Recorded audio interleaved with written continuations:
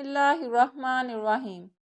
مسئلہ فلسطین کو عام طور پر حالت حاضرہ میں ایک قومی اور سیاسی مسئلے کے طور پر دیکھا جاتا ہے، جہاں بظاہر دو قومیں یعنی عرب اور اسرائیل ایک مخصوص علاقے پر اپنی حاکمیت کا دعویٰ کرتے نظر آتے ہیں، لیکن اس مسئلے کا تعلق تاریخ اور آسمانی کتابوں سے جڑا ہوا ہے، جو کئی ہزار سالہ تاریخ میں ظلم، بربریت، ناانصافی، روحانیت اور سیاست کی داستان بیان کرتا ہے۔ ملک شام کے جنوب مغربی علاقے کو فلسطین کہتے ہیں، جو بحر روم کے ساحل پر واقع ہے۔ فلسطین کی تہذیب دنیا کی قدیم ترین تہذیبوں میں شامل ہوتی ہے۔ تاریخ کے مطابق 11,000 سال پہلے جہاں سب سے پہلے انسان نے فصل اگائی اور جہاں سب سے پہلے انسانی بستی بنا کر رہنے لگے، وہ سرزمین فلسطین ہی تھی۔ فلسطین یعنی عرب مقدس کو یہود و نصارہ کی مقدس کتابوں میں سرزمین موعود کہا گیا ہے۔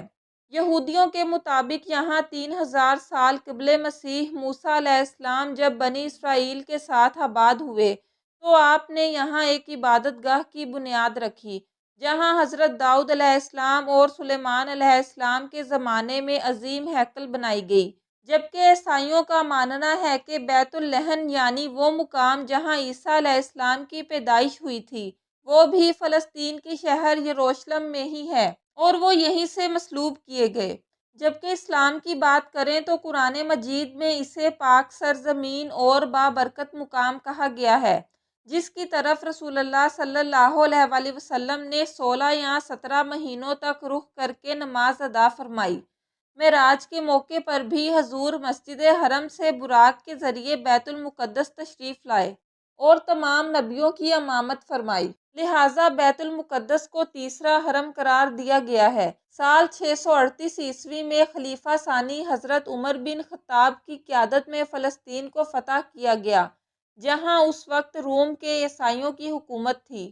حضرت عمر رضی اللہ تعالیٰ عنہ جب یروشلم میں فاتح کی حیثیت سے داخل ہوئے تو سب سے پہلے اس چٹان کے قریب ایک مسجد بنانے کا حکم دیا، جہاں نبی صلی اللہ علیہ وآلہ وسلم سفر معراج تشریف لے گئے تھے، اور اس مسجد کو آج ہم مسجد اقصیٰ کے نام سے جانتے ہیں۔ اموی دور حکومت میں عبد الملک بن مروان نے حرم شریف کے احاطے میں ہی قبۃ الصخرہ کی تعمیر کی، جسے اقصیٰ کے قریب ہی بنایا گیا تھا اور جو آج بھی دنیا کی خوبصورت ترین عمارات میں شمار کیا جاتا ہے۔ تقریباً 500 سالوں تک فلسطین مسلمانوں کے اختیار میں ہی رہا، جہاں بربر اور عرب مسلمان آ کر آباد ہوئے اور اس زمین پر اسلام اور عربی ثقافت کا ایک گہرا اثر چھوڑا۔ لیکن سال 1099 عیسوی میں پہلی صلیبی جنگ کے نتیجے میں فلسطین اور شہر یروشلم پر صلیبیوں کا قبضہ ہو گیا، لیکن بہت ہی جلد اللہ نے ایک بہادر پیدا کیا جس نے صرف 100 سالوں کے اندر صلیبی قوتوں سے ٹکرا کر بیت المقدس کو آزاد کروایا اور جسے دنیا آج صلاح الدین ایوبی کے نام سے جانتی ہے۔ اگلے 700 سالوں تک بیت المقدس مسلمانوں کے اختیار میں رہی، جس پر مملوکوں اور پھر عثمانی ترکوں نے حکومت کی۔ جیسے جیسے خلافت عثمانیہ کمزور پڑنے لگی، یہودیوں نے فلسطین پر قبضہ اور مسجد اقصیٰ کی جگہ تیسرے ہیکل کو بنانے کے لیے پوری قوت لگا دی۔ دراصل ہیکل سلیمانی جو یہودیوں کی سب سے مقدس عبادت گاہ تھی، اسے بخت نصر اور پھر ٹائٹس رومی نے 2 مرتبہ مسمار کر کے تباہ و برباد کر دیا تھا اور یہودیوں کا خوب قتل و عام کیا تھا۔ لہٰذا اب یہودیوں کا مقصد تھا کہ قیامت کے قریب انہیں تیسرے ہیکل کو دوبارہ تعمیر کرنا ہوگا اور فلسطین میں عظیم یہودی ریاست کا قیام کر کے ہی ان کا مسیحا یعنی دجال کا ظہور ہوگا، جو پوری دنیا پر یہودیوں کی حکومت قائم کرے گا۔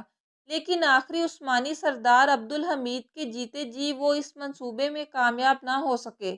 دراصل یہودی قوم سلیمان علیہ السلام کے بعد دربدر مختلف ملکوں میں پھرتے رہے اور 2000 سالوں تک ان کی کوئی اپنی ملک یا ریاست نہیں تھی۔ لہٰذا 19ویں صدی میں صیونی تحریک کا آغاز ہوا، جس کا مقصد یہ تھا کہ دنیا بھر میں پھیلے یہودیوں کو فلسطین کی طرف بلایا جائے اور یہاں ایک یہودی ریاست کو قائم کیا جائے تاکہ یہاں ہیکل کی دوبارہ تعمیر ہو اور یہودیوں کو ان کا حق ملے۔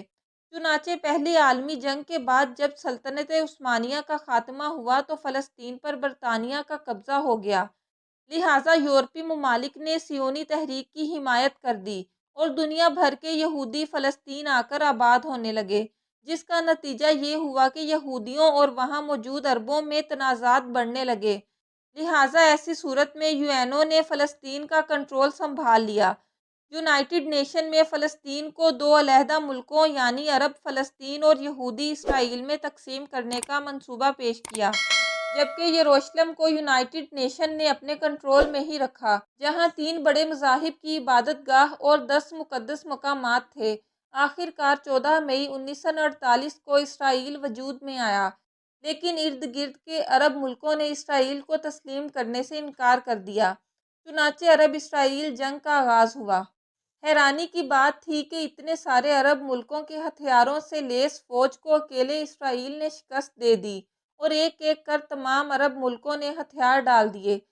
عرب اسرائیل نے یونائٹڈ نیشن کے پارٹیشن پلان کے برخلاف ان علاقوں پر بھی قبضہ کر لیا جو فلسطین کا حصہ تھا۔ نتیجتاً 7 لاکھ فلسطین مسلمان بے گھر ہو گئے اور فلسطین کو النکبہ یعنی تباہی کے دن سے یاد کیا جاتا ہے۔ سال 1967 کو ایک بار پھر عرب طاقتیں اور اسرائیل آمنے سامنے آئیں، جسے 6 روزہ جنگ یعنی 6 ڈیز وار کہا جاتا ہے۔ اس جنگ میں بھی یہودیوں کو زبردست فتح حاصل ہوئی۔ لہٰذا اب فلسطینی مسلمان صرف ویسٹ بینک اور غزہ میں سمٹ کر رہ گئے۔